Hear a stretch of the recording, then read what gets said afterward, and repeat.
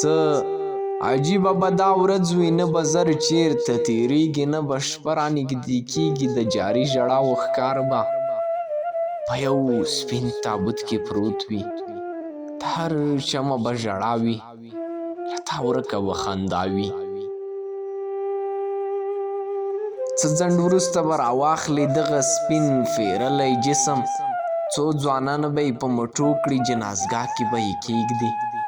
یو ملا به شي راپورته، رامي به پرې خپره کړي، لومړنی تکبیر به وکړي. تر 4 تکبیرونو به د هیچا آواز نه وي، د سلام په ګرځولو څو ځوانان به هدیرې ته څه په منډه منډه لاړ شي، او تر قبره به زما جسم نږدې کړي. ټول به هڅه د ثواب کړي چې یو څو بیلچې په جسم راهوارې کړي، چې پټ شم له سپېرې دنیاګۍ ورک شم. دغه وخت به د ژړا وي، زما خوله کې به مسکا وي.